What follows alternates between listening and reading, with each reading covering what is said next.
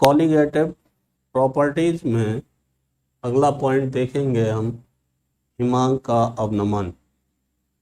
हिमांक का अवनमन समझने से पहले हम समझेंगे फ्रीजिंग पॉइंट क्या होता है। हिमांक क्या होता है? फ्रीजिंग पॉइंट किसी द्रव का वह ताप है जिस पर किसी द्रव विलायक की द्रव अवस्था एवं ठोस अवस्था में उसके वाष्प दाब बराबर होते हैं, वह उसका हिमांक कहलाता है। अब देखेंगे हिमांक का अवनमन। हिमांक का अवनमन depression in freezing point.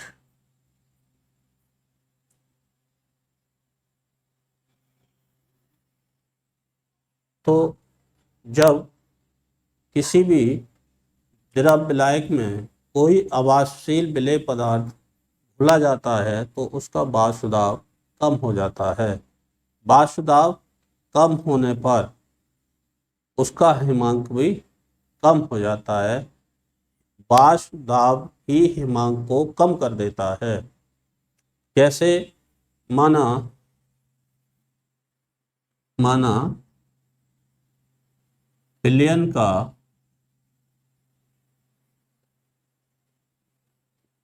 Himank T1 और विलायक का हिमांक T2 है, तो हिमांक का अवनमन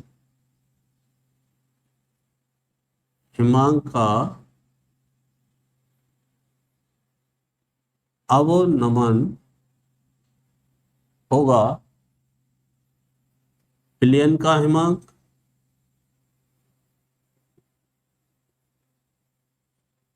माइनस विलायक का हिमांक। विलयन का हिमांक T1 और विलायक का हिमांक T2, तो डेल्टा TF बराबर आ जाएगा T1 माइनस T2। फॉर्मूले का डेरिवेशन एक ग्राफ के माध्यम से देखेंगे। यहाँ पर ये विलायक है और ये विलायक द्रव और ठोस अवस्था में A पॉइंट पर इसके वाष्प दाब बराबर होते हैं। ये ठोस अवस्था में है और ये द्रव अवस्था में है। इसी प्रकार से विलयन का B पॉइंट पर, सॉल्यूशन फर्स्ट का B पॉइंट पर वाष्प दाब बराबर होते हैं और सॉल्यूशन सेकेंड का C पॉइंट पर वाष्प दाब बराबर होते हैं। तो यहाँ पर दो त्रिभुज हैं, एक त्रिभुज ABD और दूसरा ACE, दोनों समरूप त्रिभुज हैं। तो यहाँ हम लिखेंगे समरूप त्रिभुज ABD और ACE में, तो ये हो जाएगा BD upon CE, BD upon CE, BD इतना और CE यहाँ से यहाँ तक बराबर AD अपॉन AE। तो यहाँ पर BD कितना है? BD जो होगा T0 minus T1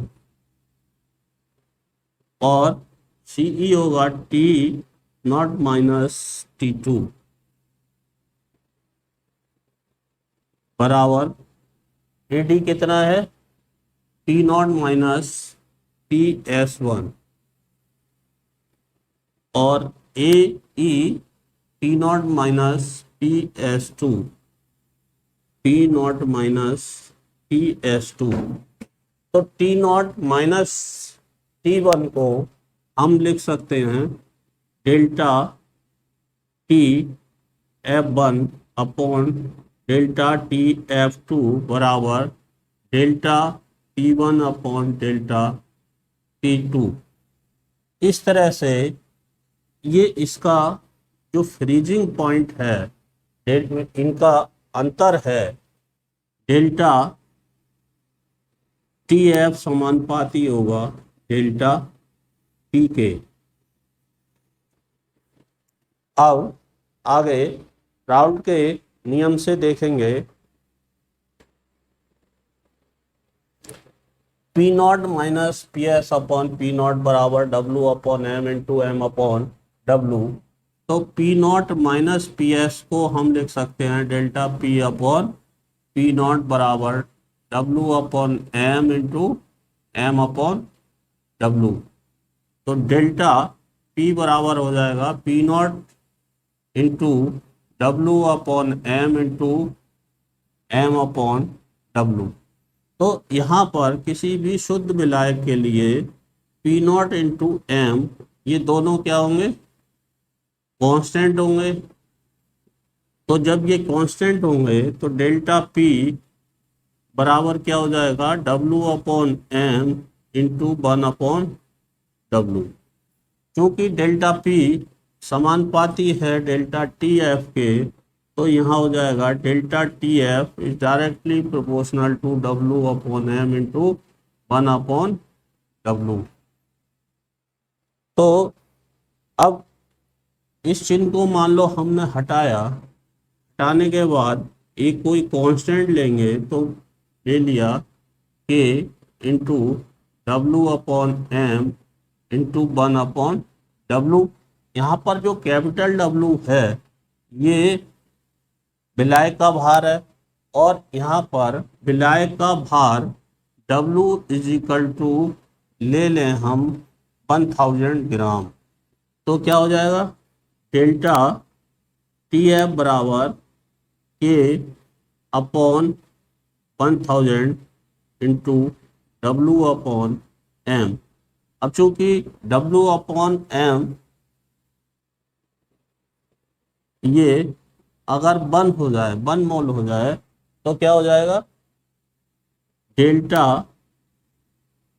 T F बराबर के अपॉन 1000। अब यहाँ पर के अपॉन 1000 बराबर के एफ, तो के बराबर हो जाएगा के एफ इंटू 1000, ये आ जाएगा। ठीक है, तो आगे इसको हमने के एफ के बराबर मान लिया, तो डेल्टा टी एफ बराबर के एफ हो जाएगा। अब के का मान इससे हमने निकाला था, इसको हम के की जगह रख दें इस वाली समीकरण में, तो क्या आ जाएगा, आगे देखते हैं। तो आएगा डेल्टा टी एफ बराबर के की जगह क्या रखना है, के F into 1000, K F into 1000 into W upon M into capital W. ठीक है, ये आ गया। तो ये हमारा ये फॉर्मूला आया। अब यहाँ पे एक चीज देखते हैं हम, ये W अपॉन एम इंटू ये पूरा इतना, ये मोलैलिटी के बराबर हो जाएगा। तो डेल्टा टी एफ बराबर क्या आ जाएगा, के एफ इंटू मोलैलिटी। ठीक है, अब हमें यहाँ पर के एफ की यूनिट निकालनी है, तो के एफ की यूनिट क्या आ जाएगी, के एफ बराबर delta T F upon molality, तो क्या हो जाएगी, डेल्टा टी एफ को हम केल्विन में लिखेंगे और पर मोलैलिटी। अगर इस वाले फॉर्मूले से हम के एफ की यूनिट निकालें तो के एफ बराबर क्या हो जाएगा, के एफ बराबर delta T F into capital W upon M upon 1000 into small W. ठीक है, तो delta T F kelvin, W kilogram, और ये हो जाएगा पर मोल। तो इस फॉर्मूले से इसकी यूनिट ये होगी और इस फॉर्मूले से इसकी यूनिट ये होगी। तो इस सूत्र की सहायता से हम किसी भी पदार्थ के अणुभार की गणना करते हैं।